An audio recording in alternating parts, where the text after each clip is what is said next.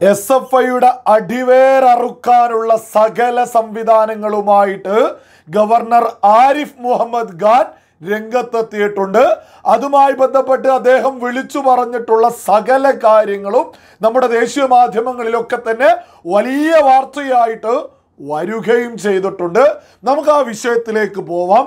അതിനു മുമ്പായിട്ട് നമ്മുടെ കേരളത്തിന് എത്രത്തോളം വലിയ അത്യാവശ്യമാണ് SFIയെ പൂട്ടേണ്ടത് എന്നതിനെ കുറിച്ചൊന്ന് ചെറിയൊരു ചർച്ച നടത്താം. നമുക്കറിയാം, വളരെ ലേറ്റസ്റ്റ് ആയിട്ട് തന്നെ ഗുരുദേവ കോളേജിൽ കൊയിലാണ്ടിയിൽ ഒരു പ്രധാന അധ്യാപകനെ തന്നെ SFI ക്രിമിനൽ സംഘം ആക്രമിക്കുന്നത് നമ്മളെ എല്ലാവരും തന്നെ കണ്ടു.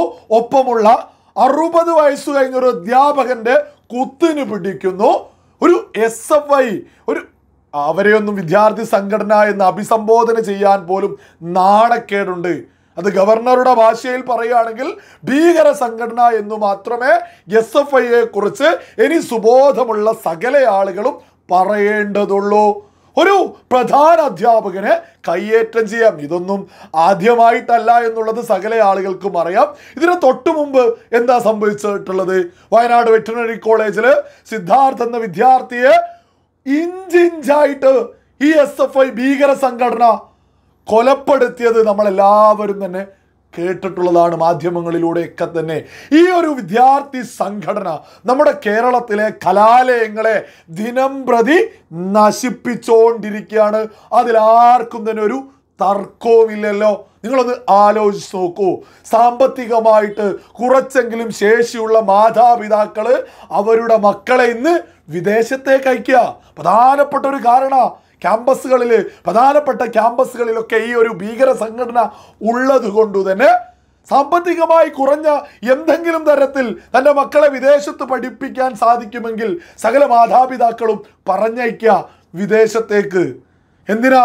ഭയം കൊണ്ടാണ്. നമ്മുടെ ക്യാമ്പസുകളിലേക്ക് പറഞ്ഞയക്കാനുള്ള ഭയം കൊണ്ട് തന്നെയാ ഈ വർഷമൊക്കെ വലിയ രീതിയിലാണ് വിദ്യാർത്ഥികൾ വിദേശത്തേക്ക് പോയിട്ടുള്ളത്. ഇതിനൊക്കെ പ്രധാനപ്പെട്ട ഒരു കാരണം ഈ SFI എന്ന സംഘടന തന്നെയാണ്. നിങ്ങളൊന്ന് ആലോചിച്ച് നോക്കൂ. ഇവിടെ പഠിക്കാൻ ആഗ്രഹിക്കുന്ന വിദ്യാർത്ഥികൾക്ക് ഇനിയെങ്കിലും നമ്മുടെ ക്യാമ്പസുകളിൽ തന്നെ പഠിക്കാനുള്ളൊരു സൗകര്യം ഇവിടെ ഒരുക്കേണ്ടതില്ലേ? അതിനാണ് ഗവർണർ ആരിഫ് മുഹമ്മദ് ഖാൻ രംഗത്തെത്തിയിട്ട് കൃത്യമായിട്ട് വിളിച്ചു പറഞ്ഞിട്ടുള്ളത്.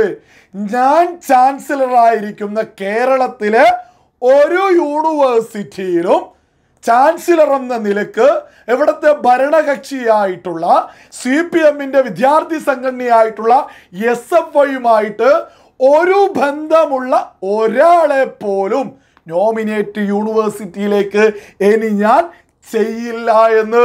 ചുരുക്കി പറഞ്ഞാൽ ഇനി SFIയുമായിട്ട് എന്തെങ്കിലും ബന്ധമുള്ള ഒരാൾക്ക് യൂണിവേഴ്സിറ്റിയിലേക്ക് നോമിനേറ്റ് ചെയ്ത് എത്താമെന്ന് കരുതുന്നുണ്ടെങ്കിൽ അതിനി നടത്തില്ല എന്നാണ് വ്യക്തമായിട്ട് ഗവർണർ വിളിച്ചു പറഞ്ഞിട്ടുള്ളത്.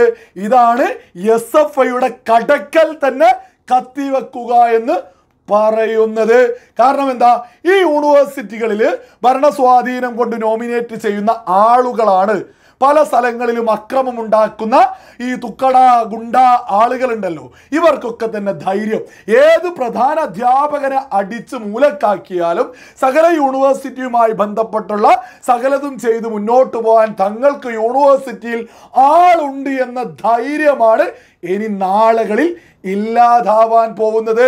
ഗവർണർ ആരിഫ് മുഹമ്മദ് ഖാൻ വിളിച്ചു പറഞ്ഞ സകലതും നടത്തി തന്നെയാണ് അദ്ദേഹം മുന്നോട്ട് പോകുന്നത്.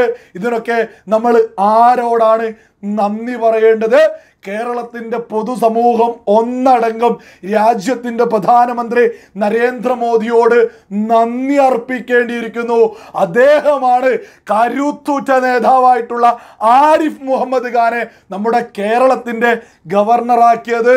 നമ്മുടെ നാളുകളിൽ നമ്മുടെ കലാലയങ്ങൾക്ക് വേണ്ടിയിട്ട് നമ്മുടെ പുതുതലമുറയ്ക്ക് വേണ്ടിയിട്ട് ധീരമായിട്ടുള്ള നിലപാടെടുത്ത് മുന്നോട്ട് പോകുന്ന ആരിഫ് മുഹമ്മദ് ഖാന് ഹൃദയത്തിൽ നിന്ന് അഭിനന്ദനങ്ങൾ നേരുന്നു.